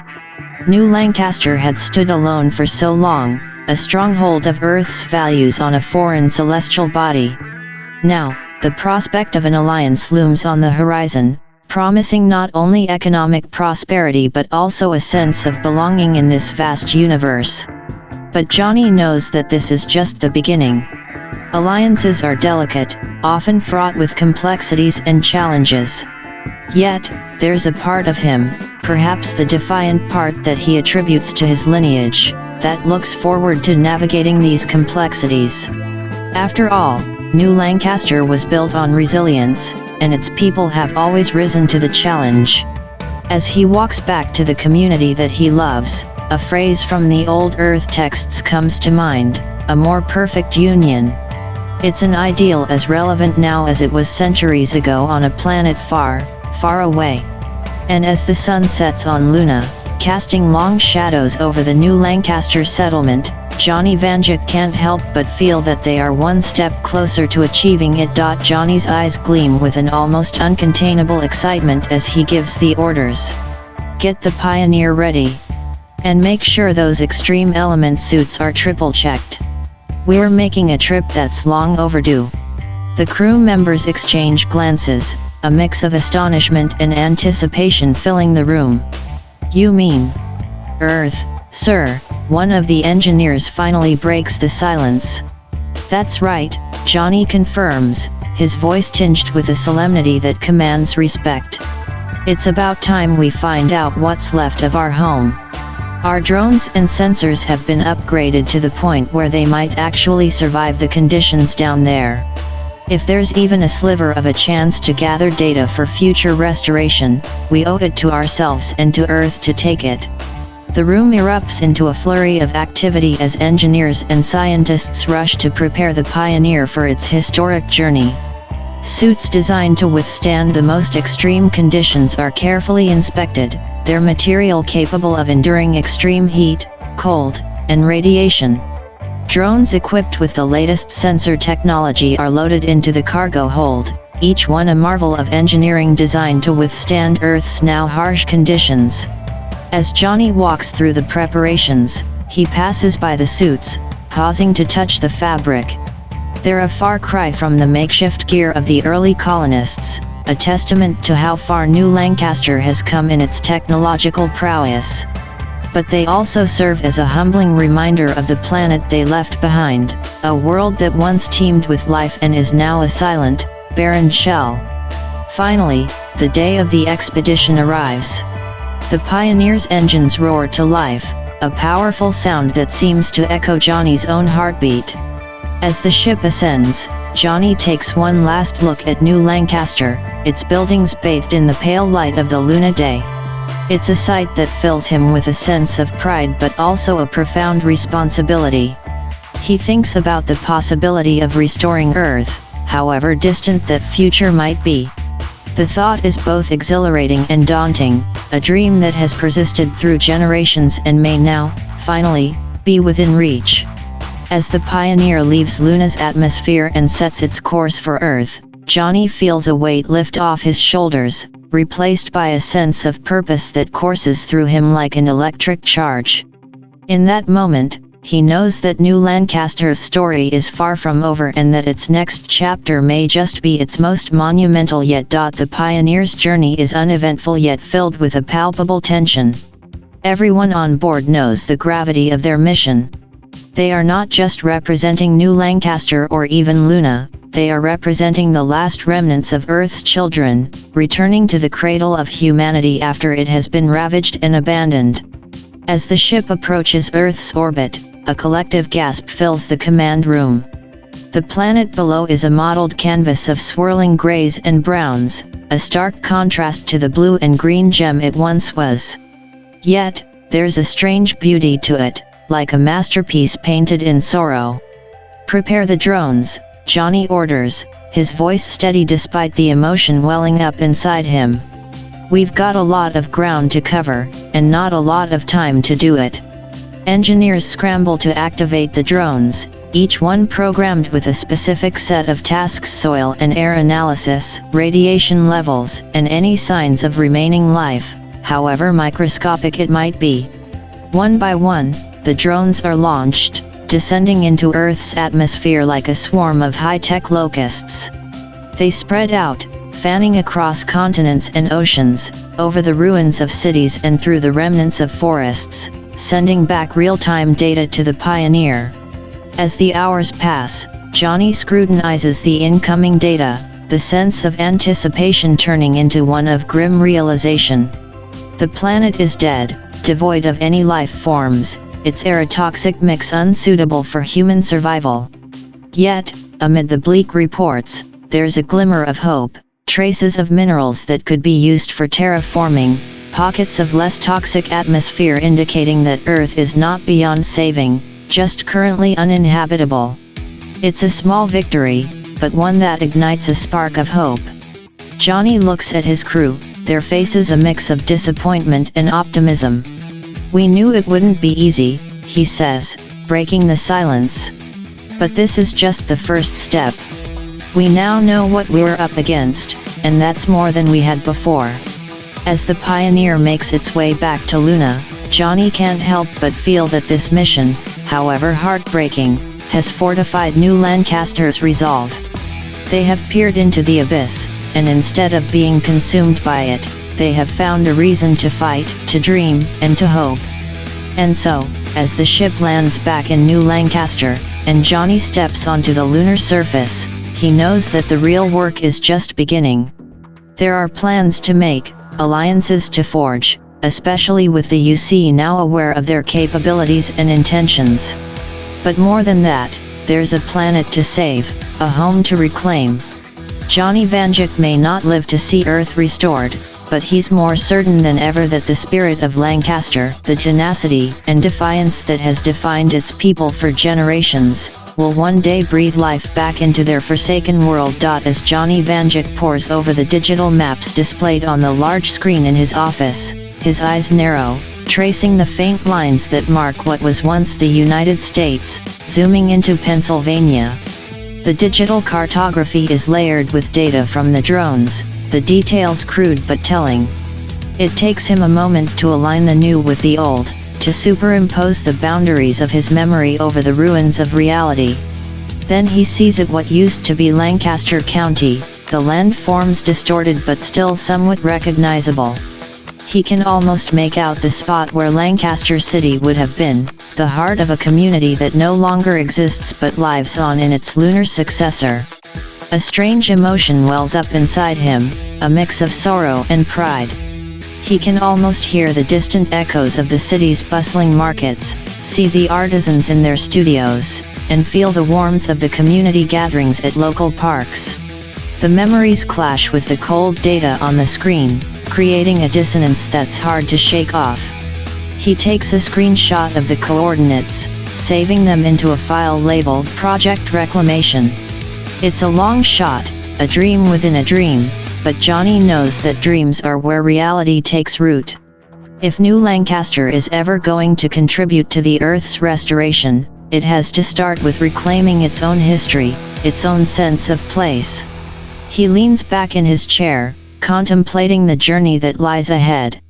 The diplomatic ties with the UC are still fragile, and there's much to be done on Luna.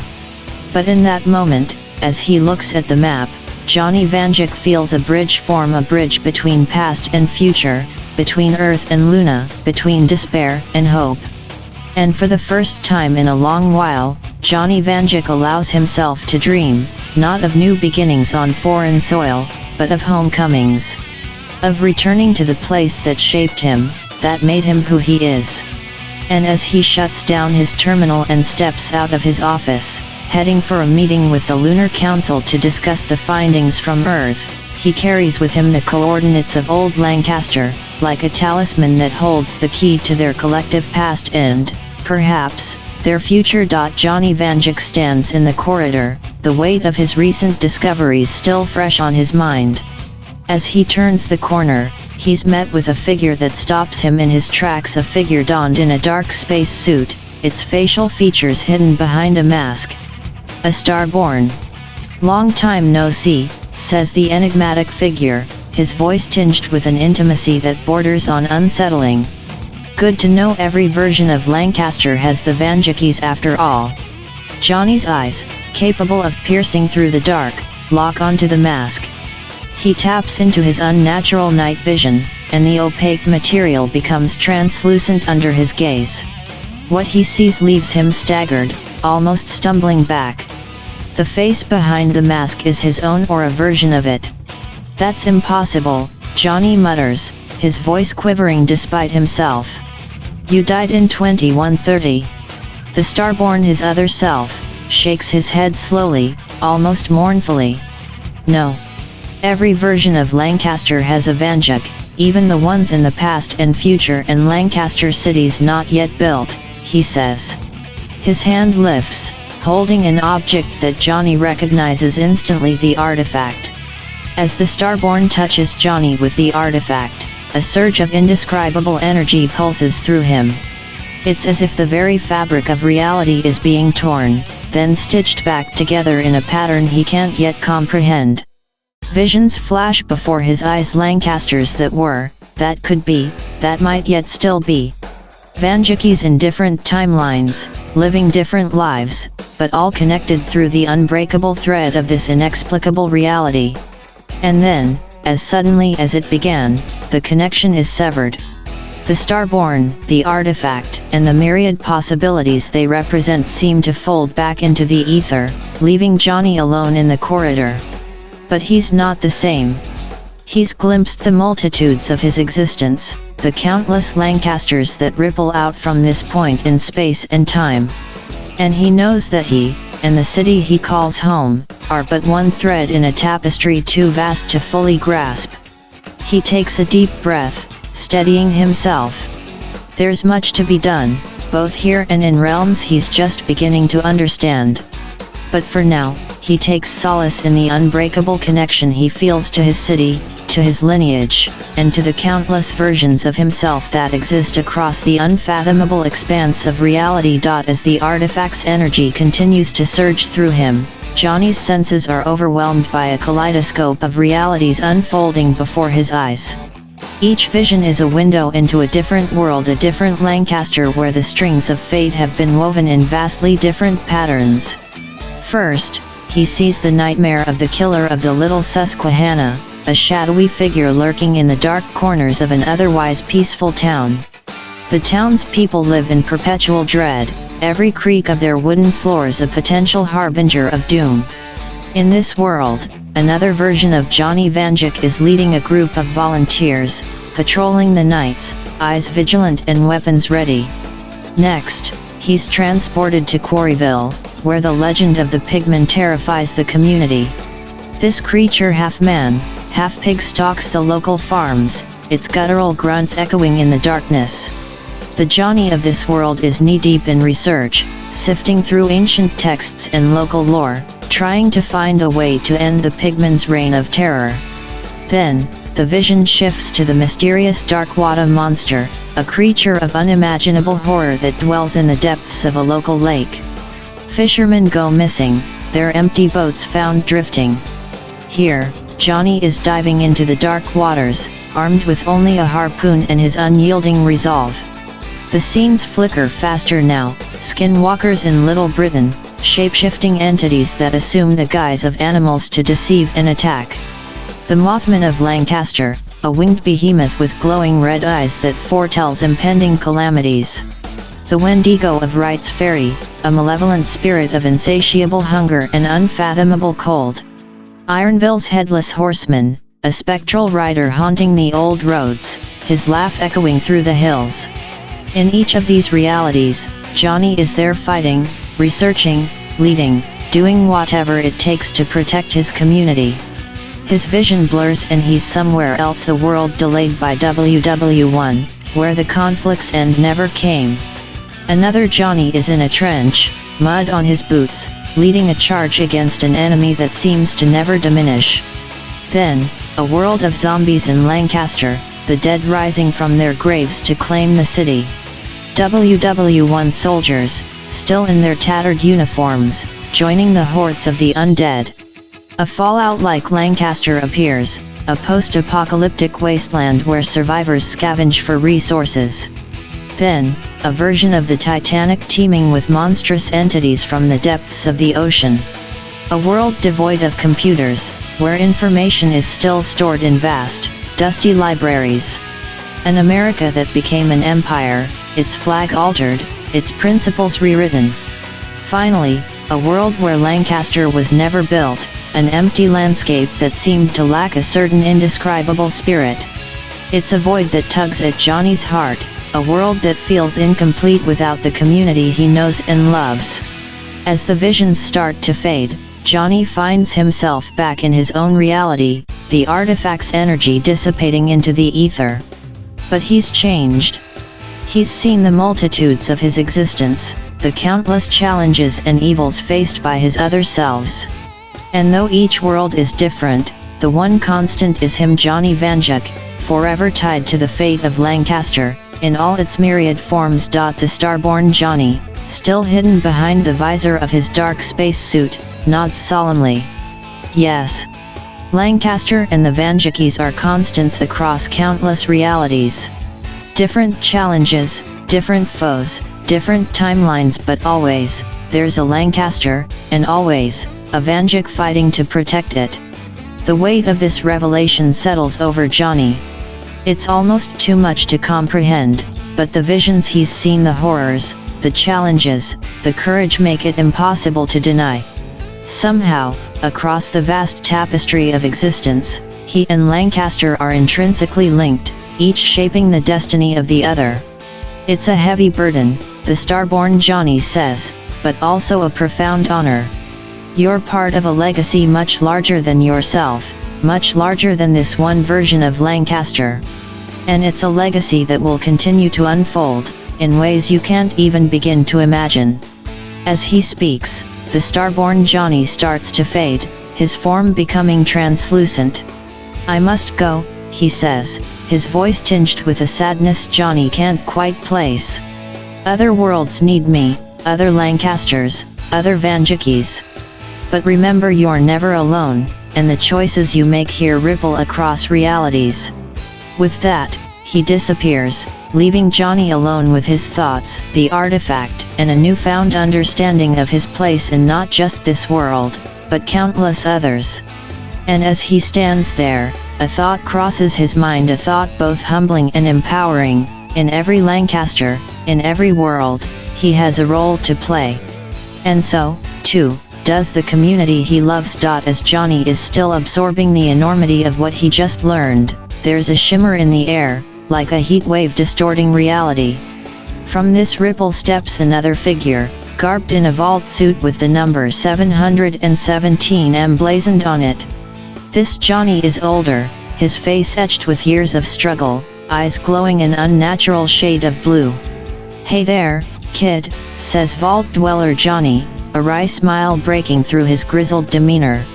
"Looks like you just had your mind blown, huh?" Johnny nods, still somewhat dazed. "You could say that. Who are you?" "Another starborn." Vault dweller Johnny laughs, a deep, rumbling sound. "No, not starborn. Just a guy who's been through a lot, survived a world of radiation and FEV, mutant creatures, you name it. But at the core of it all, still a Vanjuk, still from Lancaster. Johnny feels a connection, an inexplicable but undeniable link with this other version of himself. You're from a world that suffered nuclear devastation. Got it in one, Vault Dweller Johnny confirms. The world outside Vault 717 was hellish. But even there, Lancaster stood as a beacon, a symbol of human resilience and spirit. Altered, but not destroyed. Just like me. And you're here because I'm the first Johnny Vanjuk you ever saw when you touched that artifact, Vault Dweller Johnny says, his eyes becoming serious. I'm here to remind you that no matter how bad things get, no matter what reality you're in, you fight. You survive. You protect what's dear to you. That's what being a Vanjuk means. That's what Lancaster stands for. Johnny feels a surge of inspiration, a fresh wave of determination flooding through him. Thank you, he says, looking this other version of himself in the eyes. I needed to hear that. Vault Dweller Johnny gives him a nod, his form starting to fade. Remember, kid, you're stronger than you think. And you're never alone. As he vanishes, Johnny Vanjuk of New Lancaster takes a deep breath. With renewed purpose, he turns back toward his world, his city, his people. There's much to do, challenges to face, a future to build. But whatever comes their way, Johnny knows they'll face it together, as a community, as Lancaster. And somewhere, in countless other realities, other Johnnies and other Lancasters are doing the same. Johnny's eyes widen as he spots the blueprints lying where Vault Dweller Johnny had just stood. They're detailed, annotated in a script he doesn't recognize but somehow understands. It's a terraforming machine, incredibly advanced, something that could potentially heal a dying world. The implications are staggering. He grabs the blueprints, rolls them up, and secures them under his arm. His mind races with the possibilities. This could be the key to reclaiming Earth, to undoing the damage that generations have wrought. But it's also technology that's decades, maybe even centuries, ahead of anything New Lancaster has. As he races back to his own people, his mind churns through the web of complexities he now has to navigate. He can't tell them the truth, not about the Starborn, not about the multiple realities, and certainly not about the other Johnny Vanjukis. It would be too much, too unbelievable, and there's no time to lose. So, he opts for a lie, but a well-intentioned one. Bursting into the central meeting chamber where the top scientists, engineers, and community leaders are gathered, Johnny announces, "I've found something incredible, something that could change the course of our future. I found it in an old NASA bunker. It's a blueprint for a terraforming machine." The room erupts into excited chatter, questions hurled from every direction. Johnny unrolls the blueprints on the central table, and the room falls silent as everyone leans in to look. Their eyes widen in awe and disbelief as they take in the complex diagrams and equations.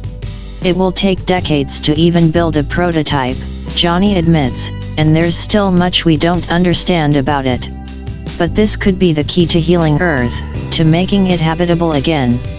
The room remains silent for a moment before erupting into applause. The sense of hope, the feeling of a new dawn, is palpable.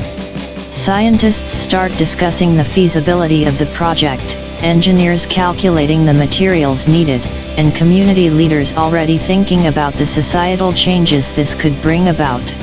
As Johnny steps back, letting the experts take over, he feels a profound sense of satisfaction but also a heavy weight of responsibility. He has set something monumental in motion, something that could redefine the fate of New Lancaster, Earth, and perhaps even other realities he can't begin to comprehend. But for now, he's done his part. As he leaves the chamber, Johnny looks back one last time at the blueprints, then turns his glowing eyes toward the future. It's a future filled with challenges and uncertainties, but also endless possibilities. And for the first time in a long time, Johnny Vanjik feels genuinely hopeful. As decades turn into a century, New Lancaster thrives in ways that no one could have foreseen. The terraforming project, initially a far-off dream, becomes a beacon of hope and a hub of innovation. Engineers and scientists from all corners of the lunar settlement pour their lives into it, their dedication unwavering. Meanwhile, trade routes with the United Colonies open up, bringing in new resources and technologies, but also political and cultural exchanges that enrich the New Lancaster community. The Vanjik family, with Johnny at the helm for as long as he could be, steers the community through crises and opportunities alike. When Johnny finally passes away in 2159, his legacy is already cemented, both in New Lancaster's history and in its DNA. His descendants take up the mantle, each generation imbued with the same sense of defiance and responsibility that defined Johnny. By 2350, the prototype of the terraforming machine is complete. It's an awe-inspiring sight, a marvel of engineering and science, a tribute to human resilience and ingenuity. The first tests are run on sections of the moon's barren landscape, and the results are beyond encouraging. Vegetation sprouts, water flows, and for the first time, an atmosphere begins to form. In 2375, Thomas Vanjik IV, the current head of the Vanjik family, makes the momentous decision. It's time to take the machine to Earth. The journey is fraught with risks and uncertainties, but when they finally land on what used to be Earth, the gravity of the moment hits everyone. They're standing on the soil of their ancestral home, a place most had only heard of in stories. The machine is activated, and they wait with bated breath. Slowly but unmistakably, signs of life begin to emerge. It's working. Over the next 2 decades, Earth starts to heal. It's a slow process, but every new blade of grass, every new stream, every gust of wind, brings the planet one step closer to what it used to be. Finally, the year 2395 arrives. Earth is not yet the blue and green jewel it once was, but it's getting there. New Lancaster, too, has evolved, becoming a symbol of what humanity can achieve when it works in harmony with its environment rather than exploiting it.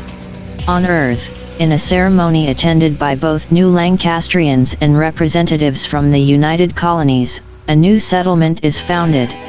It's a small town, not much to look at yet, but the sign that is erected at its entrance speaks volumes. It reads, "Welcome to New Lancaster, Earth." As the Vanjikis, now led by a young but wise woman named Sarah Vanjik, stand in front of the sign, they feel the weight of generations behind them. They've done it. They've come full circle, bringing life back to their ancestral home. Sarah looks up at the slowly brightening sky, her eyes glowing just a bit, and whispers, "We're home." And somewhere, in a reality far removed yet intimately connected, another Johnny Vanjik smiles. They're all home. In the newly founded New Lancaster on Earth, Sarah Vanjik takes a moment to breathe in the fresh, albeit thin, air. She feels the promise of a new beginning, not just for her family but for humanity as a whole.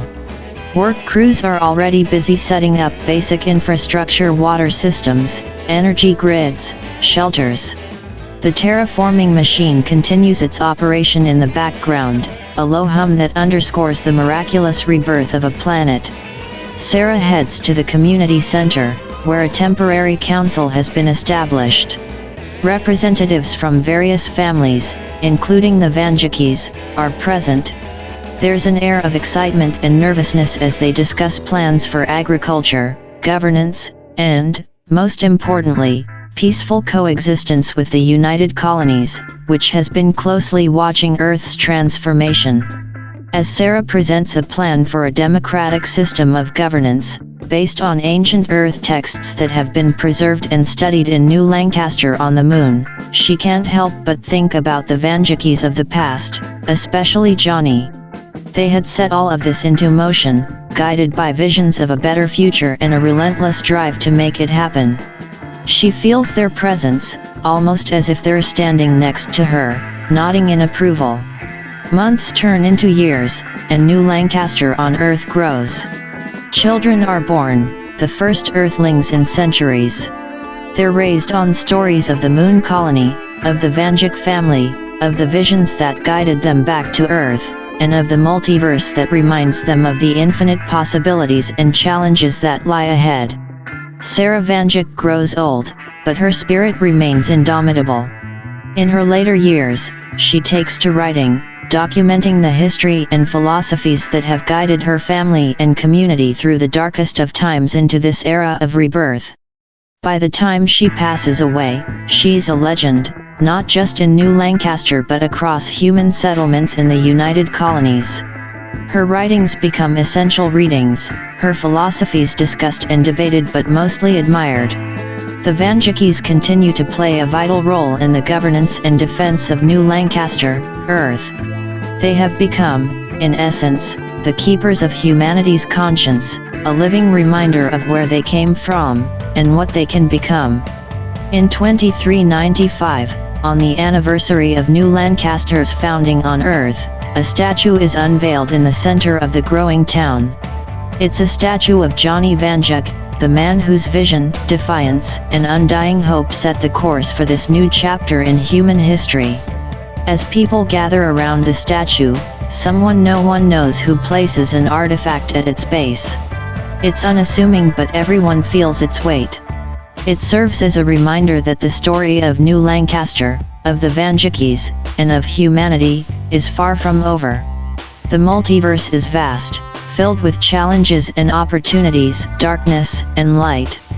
But for now, in this reality, in this version of Lancaster, there's hope. And as every Vanjik has always known, where there's hope, there's a way forward. As the crowd disperses, their attention is drawn to a row of flagpoles standing majestically in the distance, just beyond the central square. Each pole bears a flag, not just of New Lancaster or the United Colonies, but of nations and entities from Earth's storied past. The flags ripple in the gentle earth wind, each a silent testament to the triumphs and tragedies, the highs and lows of humanity's journey. From the stars and stripes to the Union Jack, from the tricolor to the flags of nations that exist only in history books, they all stand there. It's as if time itself has been captured on those poles, a living museum of human endeavor. For a moment, everyone present, old and young, those born on Earth and those born in colonies far removed from it, feels a profound connection to each other and to the generations that came before them. It's a moment of collective remembrance and collective hope. As the sun sets, casting its golden light on the flags and the statue of Johnny Vanjik, the people of New Lancaster can't help but feel that they are not just witnesses to history but active participants in the making of a new future. They are the sum of all that has been, and the promise of all that is yet to come. And so, under the watchful eyes of every flag that has ever represented human aspiration, New Lancaster moves forward into the next chapter of its existence. As the camera begins to pull away, there's a subtle distortion in the frame, like a glitch in reality itself. The crowd has dispersed, but one figure remains standing in front of the flags. He's dressed in clothes reminiscent of Earth's early 2000s faded jeans, a graphic t-shirt, and a leather jacket. He turns around, and the onlookers would recognize those features anywhere. It's Johnny Vanjik, the original, the archetype. For a moment, he stands there, staring into the distance as if looking through time and space, glimpsing realities yet to unfold. Then, as if making a decision, he takes a step forward, and the camera glitches again. When the image stabilizes, we see not just one world but a kaleidoscope of them, a multiverse of possibilities, challenges, horrors, and wonders. And there, walking off into this tapestry of existence, is Johnny Vanjik. The very air seems to hum with potential as he steps into the unknown, ready to explore these untold narratives. The camera lingers on this scene just a moment longer, capturing the essence of endless possibilities before everything fades to black. The end.